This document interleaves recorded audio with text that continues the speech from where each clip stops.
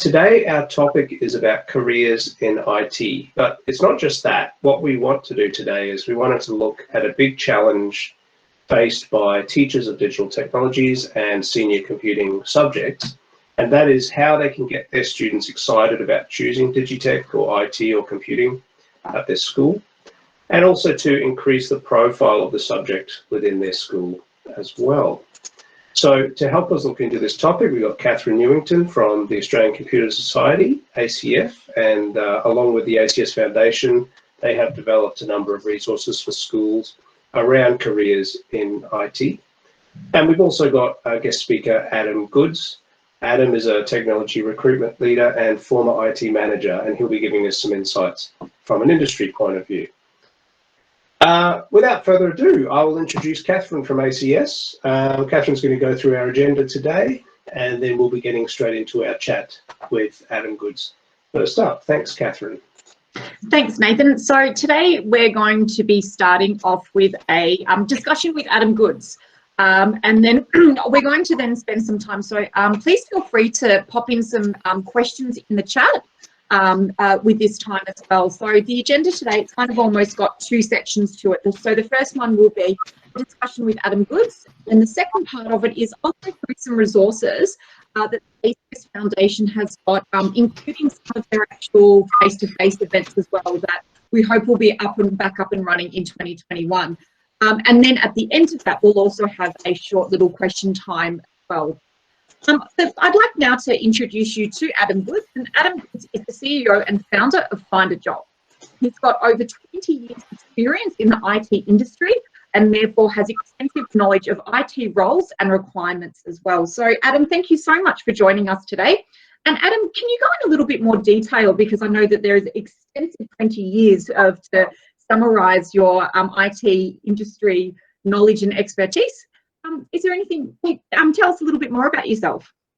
Yeah, thanks, Catherine, and thanks, Nathan, as well. Great to join your webinar. Yeah, so I've been in IT for maybe 20 plus years, probably more now. I started my journey at doing a degree in IT at Deakin University, actually, in Geelong, and then my first role was an IT support role at Captain Snooze. I think it's called Snooze now, the betting company. So way back. So I was the one who looked after all the IT equipment in the stores around Australia. So we're going back a long time now. So yeah, and then my career has sort of bounced between IT and then also a teaching, a TAFE teacher role at a couple of different TAFEs here in Victoria, and spent 7 or so years doing that. And I bounced back into the industry, worked with a few of the bigger players over in London, with Microsoft, Nokia, and a few other companies over there. And yeah, and then I ended up back in the TAFE system and moved across from a teaching position to basically running the IT department at Bendigo TAFE. So, and I was there for a good 7 years doing that. So, and in the last couple of years, I've moved across to recruitment. So specifically in IT, and that was a decision I made just purely because of my my passion around jobs and education and IT. So it seemed like at the time a good opportunity to do something a little bit different. So so here I am. Beautiful, and then we'll go on. So when you are thinking about, I want you to think about the top 3 skills that you believe are needed in the IT profession today. Yep. Yeah, absolutely. And look, it's probably going to be a little bit different to what people might think. And it's really, I think the number one skill that we need in IT is, and you can see that on your screen, is around problem solving skills. And so I put that number 1 because essentially an IT career is all about problem solving and either creating something that meets a particular need or something that has gone wrong in the IT industry. And so there's certain thinking, as everyone would know, around how do I go about problem solving that. And what I'm seeing in the current market and even at graduate level is around, you know, delving into actually how do they actually go into a project, for example, and their thinking and their process. So I think that's really a number one thing, and clients of mine are asking the same thing. So for, you know, good problem solving skills, and also around number two there, you'll see around communication and, you know, persuasive. So these are, you know, I think is it the left brain, the creative side of things of how IT staff will need to, you know, present problems and opportunities to everyone else that they're working for. So in an IT working environment, the ability to communicate that and persuade, you know, a business to go down one direction it's not an IT skill, it's not a technical skill, it's definitely that communication piece, and I see that as the number two skill, especially at the moment with so many things happening in our industry. And number three is working in an agile framework. So this one is over the last, I would say probably 3 to 4 years, the agile thinking. So, and has come into bigger organisations, for example, the banks and IT, so they've had agile coaches changing the way people work, basically. That's not just an IT thing. It used to be. Agile has been around for 25, 30 plus years. So from a software development perspective, but now they've actually brought that out and put it into a workplace environment. So everybody that's coming into that environment is using bits and pieces of that agile framework, and it, you know, it's definitely something that employers are requesting skills in, and yeah, so I see that as the number three skill. Yeah, I was excited to see that in your list, Adam. I mentioned earlier, there's a couple of names of attendees here today who would have been at our VCE Teachers Conference a couple of weeks ago, but we had a session because Agile is mentioned in the study design for VCE and probably in some of the senior computing designs in other states as well, as one of the design methodologies. But I've also heard of how it is being used in a number of other ways, and I will give a link in the chat to a recording of that topical session for people as well. We had somebody who was a bit of a background in Agile talking about it and trying to relate it to the classroom setting. The other thing I was going to ask you, Adam, was with the when you were talking about soft skills and making a business case, I suppose, in terms of persuasive skills, would you say that there is sort of a gap between, I guess, the business world and the IT, not the world, but the teams that are the sort of the business end of things and the IT end of things, and the way the two groups communicate within a kind of organisation or a company? Yeah, look, you know, IT going, you know, historically, you know, IT has been very process driven, and you know, students coming out into the workforce have been heavily concentrating on coding or, you know, the technical side of things, and workplaces are saying, well, they're great at that, but we don't understand them. You know, they're coming into environments where they haven't been taught around that communication and persuasive side of things as much as the technical side. And employers are telling me we can teach them the technical side because you know, these students are coming into an environment where they may not know everything about the technical part of the IT department, so to speak, so they can train them up. But it's the ability, and I've seen this happen wise, people that don't have the technical skills, but they're brought in because they're great at communication, they can persuade, you know, create business cases and do this type of thing. So, and then they'll put them through the technical training specific to the business's needs. So there's Yeah, so now I see there's two types of students coming out of IT, and you're either really got that creative communication, you can think big, laterally, differently, and you've got the programmers very process driven, and the hardcore coders, so to speak, and so blending that in, businesses want both. Yeah. People that can make that connection. Yeah. Yeah, absolutely. So.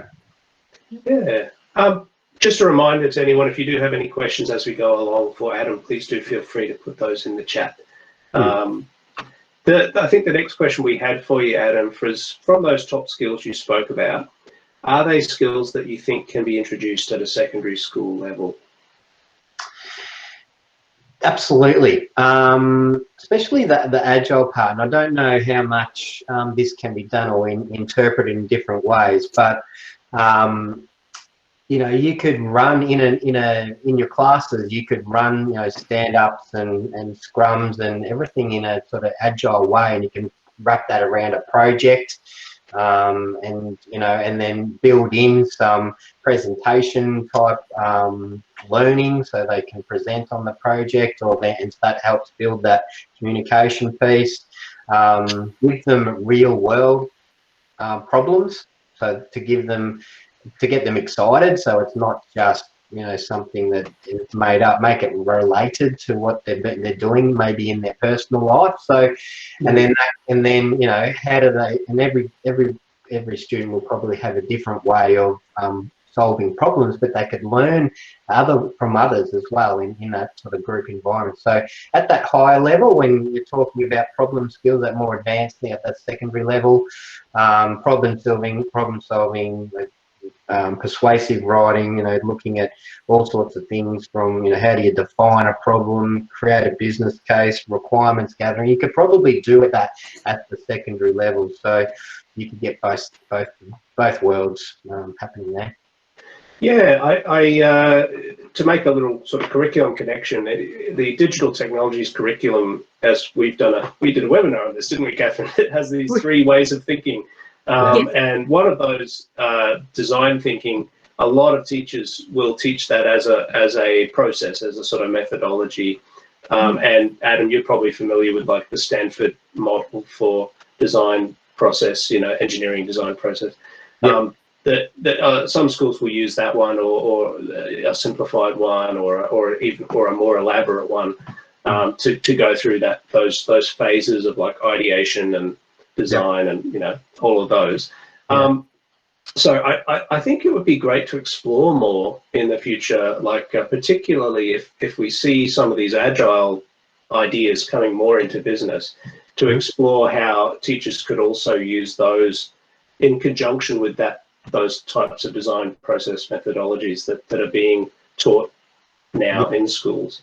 Yeah, absolutely, and so you got the UX design as well as and design thinking, and there's all sorts of, and lean thinking. That's another framework that seems to be quite popular in the IT world, and that encompasses like change, how to deal with change, which is, I'm not sure if that's something that at the secondary level they teach, but so all that can be introduced, I'm sure, in different ways. Yeah, cool. Absolutely. And I was even just thinking about, the connection between real life problem solving as well is something from a primary school perspective is that we're trying to do in a primary school level as well, just to make what they're learning about meaningful to society and how technology is impacting those problems and how we're using technology to solve those real life problems. Yeah, look, and a classic example, and I'm sure this could be set up, and I used to do this at the TAFE level, but also it could be done at primary school as well, is set up a little mini IT help desk, and it just has to be very simple, and then assign some of your students to certain parts of that service for the school, and you could get your IT department, whoever works in there, to help set up a little mini, IT service management system, or it could be just a spreadsheet, and then you can log all the problems, and the kids can work on that. And that could be real world problems from other Yeah. kids, teachers, yeah, or even parents. Yeah, that's great. Yeah, sorry, Adam. No, yeah, you're right. I was going to say the other. I've heard people talk about how there's when you're presenting real world problems to students that there's kind of sometimes people go to extremes. One extreme is to give students something that's not very relatable at all. That is kind of like some kind of really obscure mathematical thing to code, like which is fine in its own context, but that's one thing. And then another extreme is to give them something like, here you go, we're going to give you this robot, now solve global warming or something. You know, just way too out there in the other direction.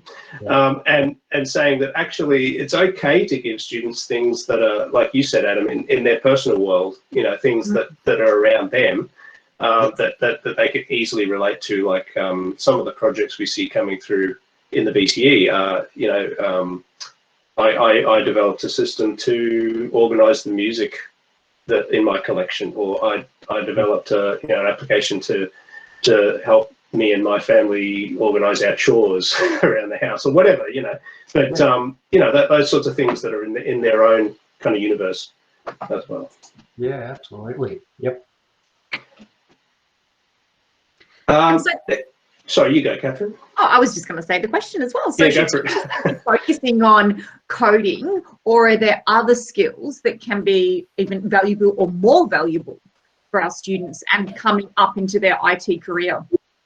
I think there's more, and you'll see a list here. I've just come up with a a small list for you to have a look at. But look, before you get to coding, there's a whole new world around, and there's multiple different career pathways just looking at these dot points here. So there's a role in each of these dot points, to be honest. So yeah, and that's, you know, and this is the part that this is probably the problem solving and the communication piece I was speaking to you about before, around the skills. These are the skills around how do I define a problem, and you can keep it nice and simple when you're delivering your teaching methodology around that.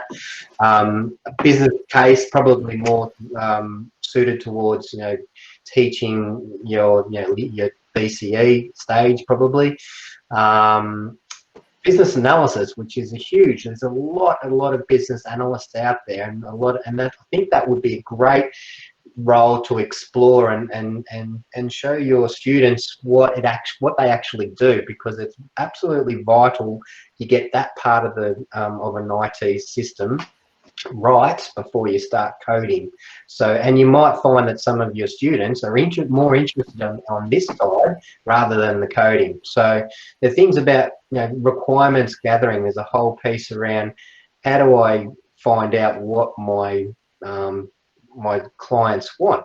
So and there's a process and some learnings around that, and you know, these students will need to be able to conduct interviews, workshops and surveys. So it's building confidence for them, and that's that communication skill I was talking about.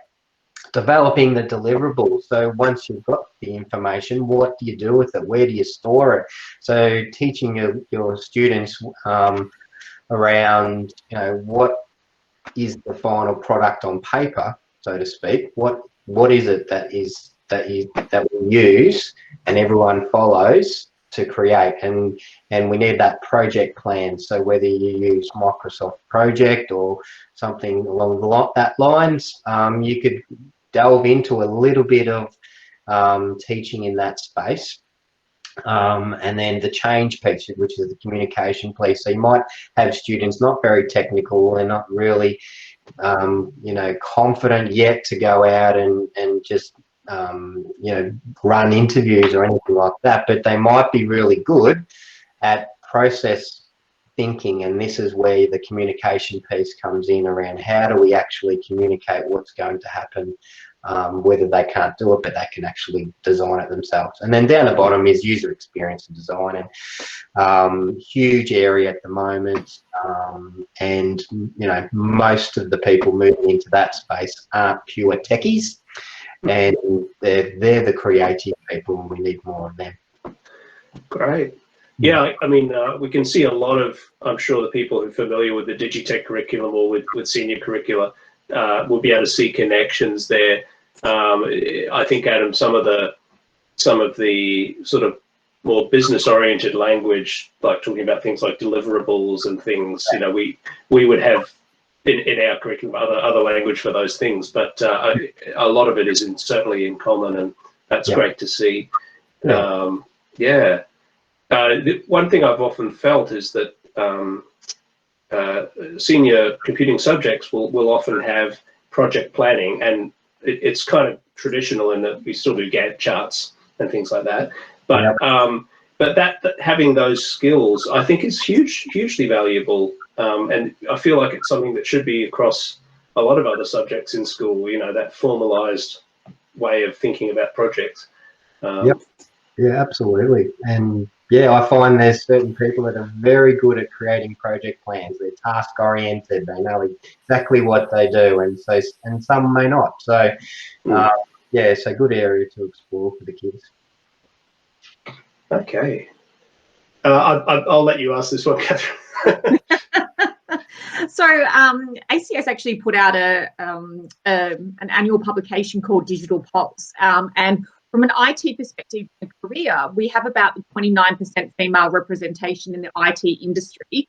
How to improve the female to male ratio in IT? Do you think we need to approach each gender differently in order to improve that 29%? Yeah, look, at this one's been in the back of my mind for a long time, even when I was teaching and I was only having maybe an 80-20% ratio with males and females in my classes, and that was, you know, 15 years ago, so 10 years ago now. So look, I think, and I tried various different strategies on how do we improve that ratio, and I found that the best one for me was to find female role models. And I think that's key. And these are female IT leaders out in the industry. They're very active on LinkedIn, so if you're looking for them, jump on there. You'll see them out there, and get them interested and connected into your classes, basically. So, and they can come in and talk about what they actually do, because I'm pretty sure a lot don't really understand what they do from an IT. So get them in to present. You could set up, the coach. They could potentially mentor some in there. They could even show the kids real examples. So these female IT leaders, I think, are key, and they are driving a great agenda, and they're doing it now as we speak, whether they're in the education system yet or not. I'm not exactly sure, but they should. I think, from your perspective and your group here, Nathan, that if you can get them in more and more, I think role models will be the key to it. And the second part of that question is, do we think we need to approach each gender differently? Well, it's a yes and no answer. There's no right and wrong here, but look, I think the approach in primary schools would be around making the learning relevant and fun. That's really where it's at that level. And again, we'll talk about bringing their personal life from an IT perspective into it to make that relevant. And teachers need to be aware that of what the cool things are in the industry for both, in the eyes of both boys and girls. So at the moment it could be Minecraft, or from a gaming perspective. I know my 9-year-old son is into Minecraft, but my 12-year-old daughter is as well. So, but on the flip side, my son likes this farm simulator game but my daughter likes watching music clips on YouTube. So maybe there's some projects and learning around that. And my daughter, for example, she comes home and she might be texting her friends or doing, you know, silly faces on WhatsApp or something like that. So I think the teachers really need to find out a little bit more about what they're doing that makes them excited at using technology from a primary school perspective. From a secondary school perspective, I think you know, they're looking for some inspiration around what their career might look like. So you know, if they're maybe towards the end of secondary, maybe the 10s, 11 and the 12s will be starting to think about that. So that's the point where, you know, females working in IT, you know, you should be trying to collaborate and attract them into your classrooms as much as you can. And so that's the approach, you know, I would take. And, you know, you get male IT leaders in as well. I don't see why you wouldn't, but I think a mix of both would make sense. Yeah, I think there's nothing like seeing a person who's just getting on with it in the classroom and talking about it. Yeah. Yeah. I'll link in the chat as well a project called The Gist, which is sort of a research-backed thing that's being developed, and I think it's going to go forward a bit more in the next few years. It's got government funding, and it sort of gives some advice. It's kind of a toolkit for schools and for teachers as well to use, families, in terms of how they can help in this area. Yep. Great. I think this might be the last question. Is there any? Oh no, there's a couple more. Is there any resources or information that can help teachers to further promote IT as a career path for their students? Yeah, look, and I'm not sure if everyone has done this before, but your local TAFEs and some universities have a skills and job centre. So it's a Victorian government initiative.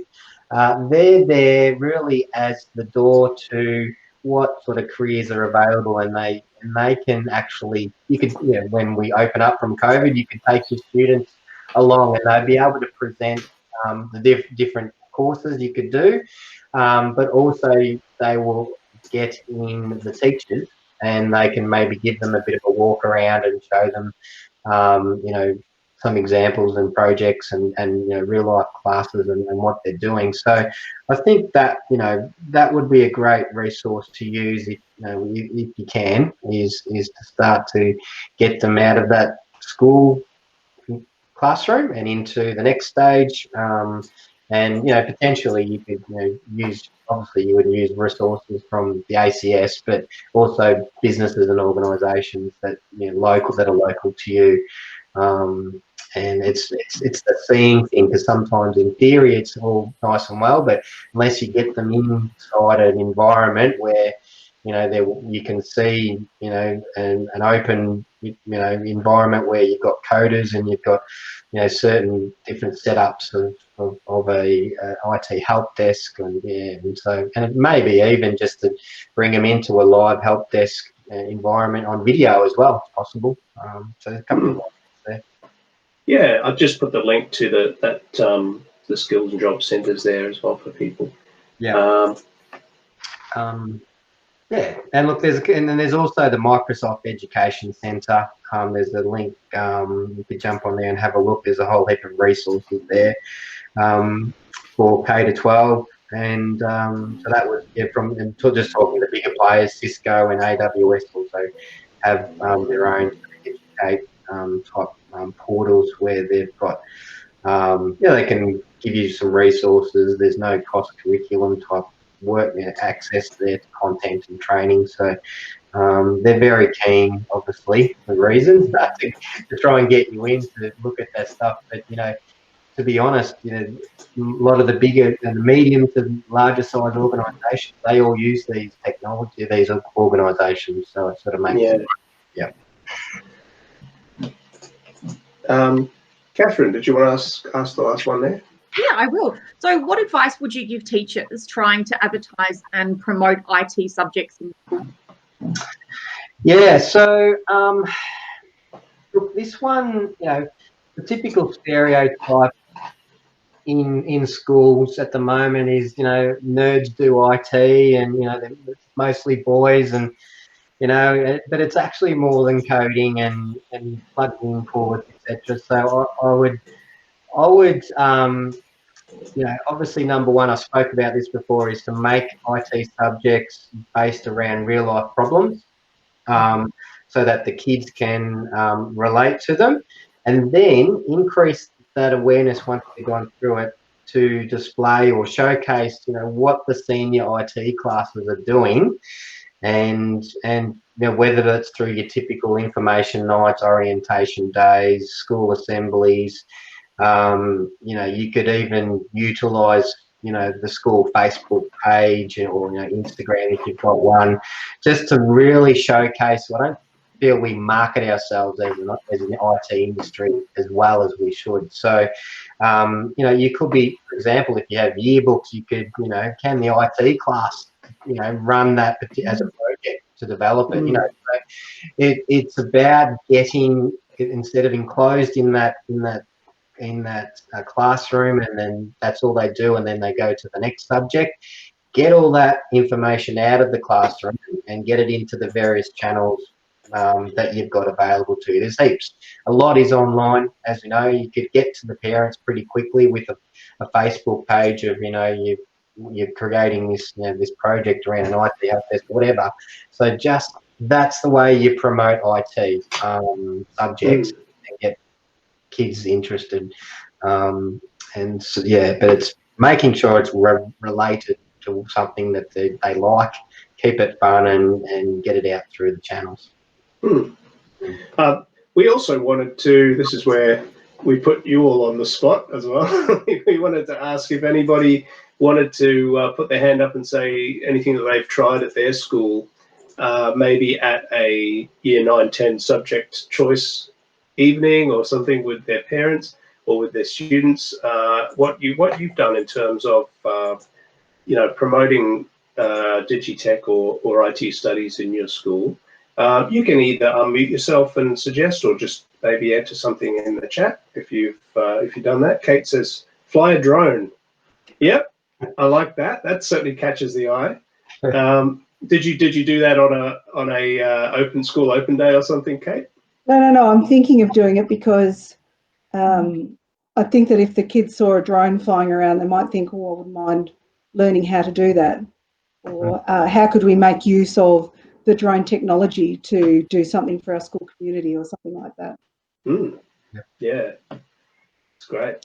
Yeah, we have info nights, and I've set up a website that just showcases work that the senior students have made.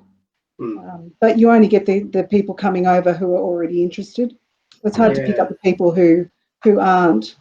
I do take groups of students to things like Big Day in IT, where they see, you know, more about careers and realise that it's much bigger area than they thought.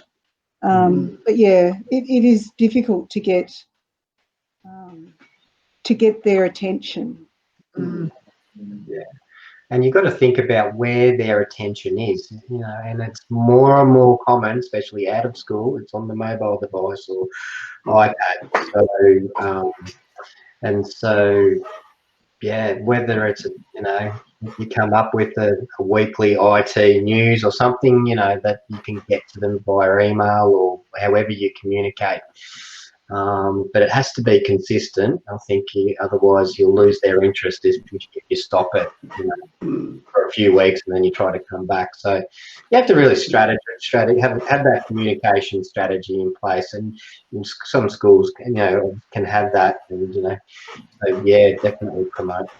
I was thinking when students develop, say, a piece of software or even a game, it's not always easy to display that the way you would display an artwork or a chair or something that a student has designed. But the video could be an answer there. You know, you have the student make a little video where they explain it, and you have screenshots or you have footage of the application or of the game or whatever they've made. In that, and then those videos could become part of your school newsletter every so often, or as you said, the yearbook or something like that. Yeah, that's right. And if the game could be, you know, turn it into a competition, who can make it from one point to the other, if it's a, you know, a simple, you know, type of game, and run a class competition, and, you know, have an award or something, I don't know, and then you can put that onto the newsletter. Like, this happens, So yeah, different ways. Chris says student parent teacher interviews. Maybe drop some hints at the parent teacher interviews, Chris. Have a BBC microbit at the interview. Yeah. And have a message. Yeah, you could wear it as your name tag. Yeah. No, that's great. Another thing that the group that I've done with year 8. So I think that if we wait until year 9, we've already narrowed the field down quite a lot. At year 8, I ran a project where the girls had to, so I'm at an all-girls school, they had to come up with a community problem they thought tech could solve, and then actually go some distance towards prototyping the solution. Yeah, beautiful. Yeah. And that got them really interested, because every single child came up with something different, all very valid. But I like what you were saying, Nathan. They could take that a step further. Although they presented it to the class, they could have actually done their own video presentation, and then we could have used that. So that would be what I'll probably do next time. Yeah, great idea. Yeah, Katrina's just added, following on about the microbit, I use my microbit in non-Digitech classes. Gets the kids asking about IT outside Digitech. Yeah. Yeah, I mean, there's certainly cross-curricular opportunities as well, where you can sort of feed in a little bit, perhaps. Showing student work out at SPT interview works too, to get parents, because it's also getting parents interested and proud of their students' work, of their child's work. Yeah. Thanks, everyone. Great suggestions. I think we might be at the end of our interview with Adam, but if anyone has any other questions for Adam, I'm hoping you'll stay on till the end of the webinar, Adam, and in case anyone does ask any questions before we finish, you can still pop back and answer those. Yeah. So we'll leave that there. Catherine, did you have anything you wanted to add before we go on? No, just thanks so much, Adam, for joining us today. It was really informative and great to hear your perspective of what's happening from an IT careers perspective, and how I think it's quite easy to what the expectations are from a professional point of view, and actually how we can filter that back down into the classroom. There is quite a lot that we can do that's not really putting on pressure on teachers to do something that's away from the curriculum as well. One thing that I noted is a lot of the things that you talked about coding, there was a lot of links to the curriculum and what was already in there as well. And I think the key takeaway is make it authentic, something that is on their level as well, that they will, really their attention will bring into it as well, and especially that project-based learning as well. I'm a big fan of project-based learning and giving them as much of the decision-making possible. Yeah, best way to learn, yeah. Thanks again, Adam.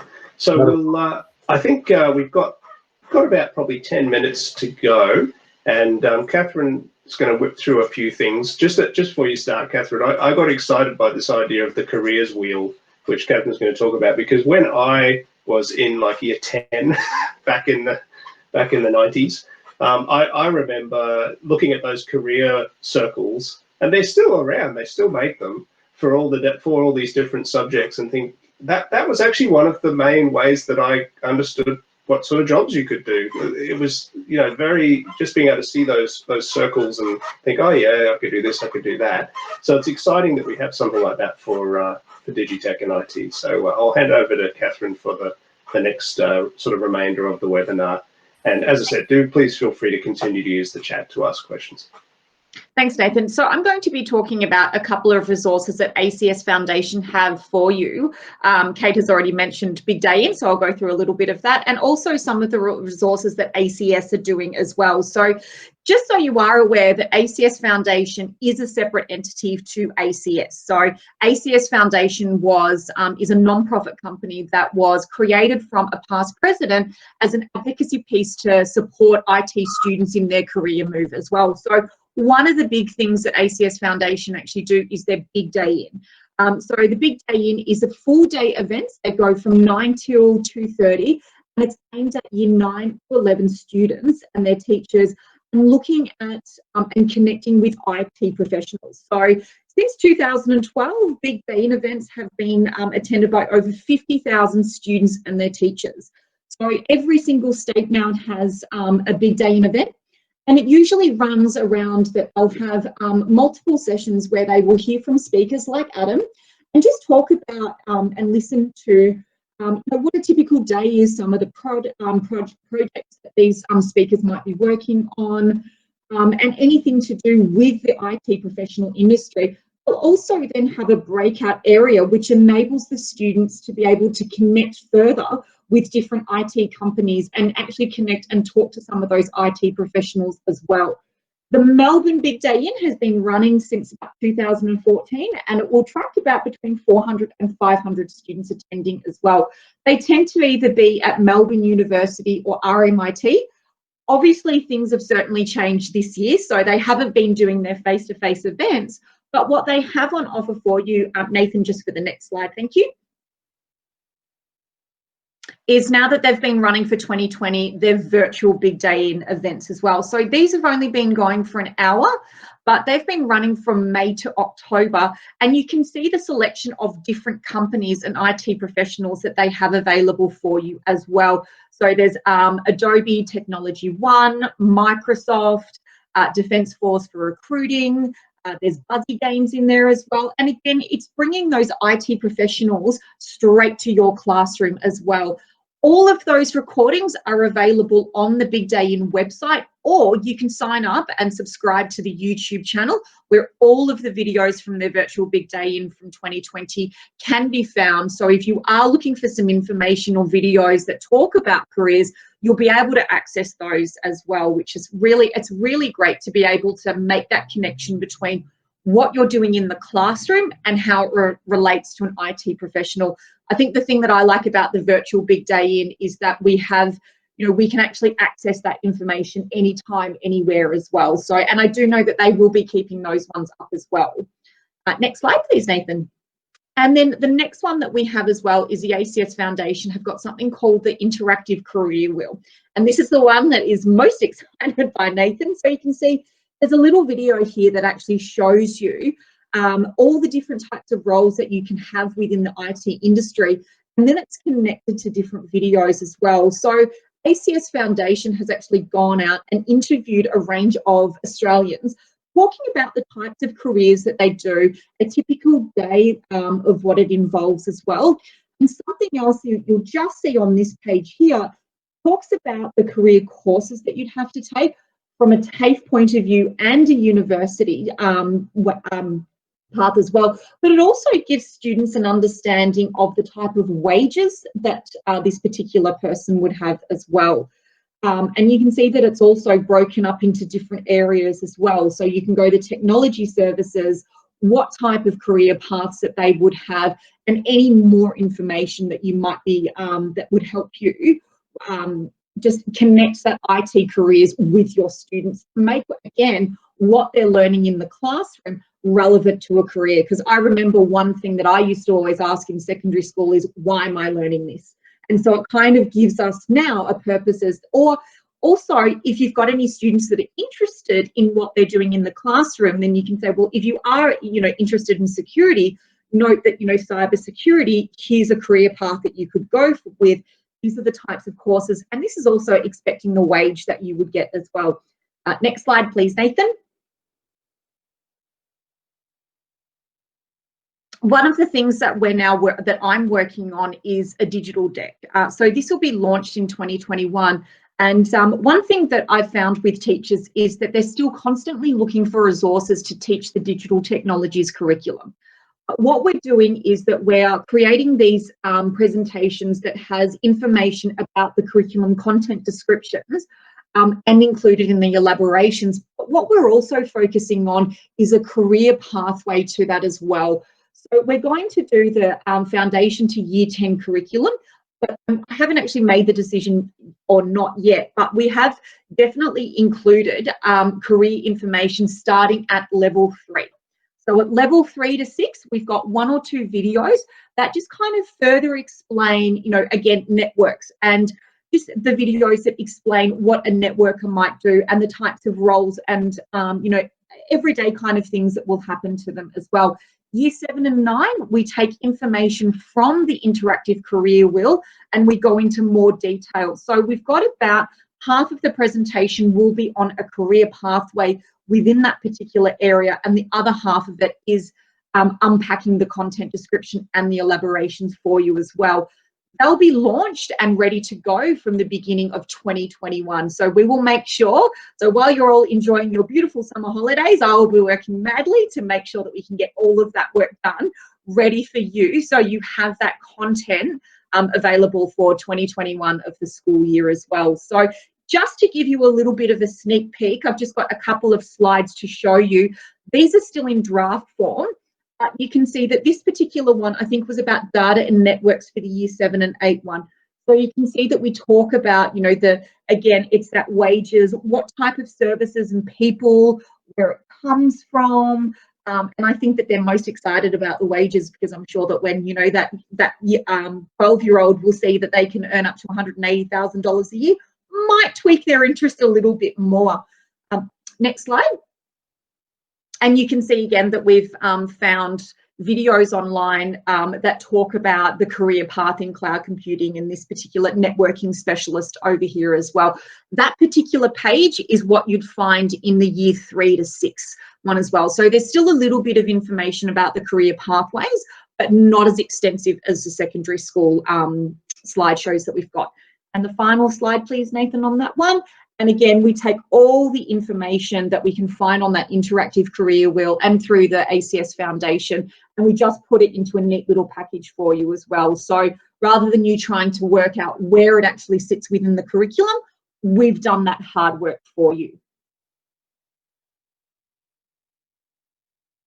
And then the final one is, now I know this doesn't relate to Victorian teachers, but I really urge you to actually have a look at it and just keep an eye and listen to what's happening with the Gateways to Industry Schools program. So ACS is now involved with the Gateways to Industry School program. It's up in Queensland, so it's actually not a Victorian initiative, but we've actually got a dedicated project manager now working for ACS that is creating connections with schools and industry partners as well. And so we're doing a lot of information, and there's going to be events that we have, and it's just being able to connect educators with the industry schools and industry partners. And I think there's even now talking about internships that might be happening as well.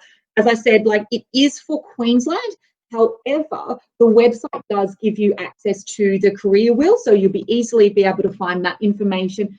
And Matthew's also been doing quite a lot of work with virtual events that you also can access as well. And there's even a bit of an educators page on the website where I would urge you to have a look to see if anything else pops up as well. There's a couple of units of work that we've written for you as well that is around that project-based thinking. And one of the units of work is designed around for creating entrepreneurs and looking at how digital technologies has transformed and has places in companies like Airbnb and Uber and places like that, that a digital platform has enabled these companies to make money. And then we actually urge the students to think of a problem in their life that they would like to solve, and then how they can solve that with digital technology, and, you know, how they could think about making money as well. So there's some information there for you.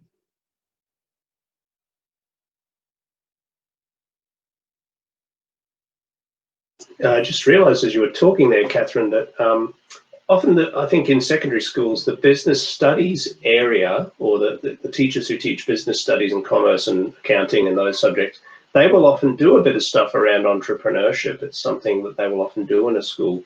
But I don't know whether it's connected that well to the digital technologies area in the school, because, you know, in secondary schools, we're great at siloing these things off. And that seems like a really useful connection. Yeah, so it's that particular unit of work has been aligned to the digital technologies curriculum, and it almost follows those similar points that Adam made before, where they go out, they interview their stakeholders, they gather data about whether their problem is just one problem or if multiple students are actually facing that same problem. They go through the design phase of it and actually get to the point where we had a little bit of a Shark Tank style presentation at the very end that is convincing, you know, almost other people as to why their why their digital technology is a great solution. And one of the presentations was a group wanted to create an app that would help you find where the nearest Bunnings sausage sizzle would be. And which charity is running it? Many people would use that. Excellent. Oh, well, that's great. I wasn't, even though you and I chat quite a lot, Catherine, I wasn't aware of those projects, and the detail that we've gone into there has been terrific. Yeah, really exciting. I think a lot of Digitech teachers would find that really useful stuff as well. So even though the Queensland one as well. So that's awesome. Just as we're wrapping up here, are there any other questions anyone else has, either for Adam or for Catherine, as we come to the end of this webinar?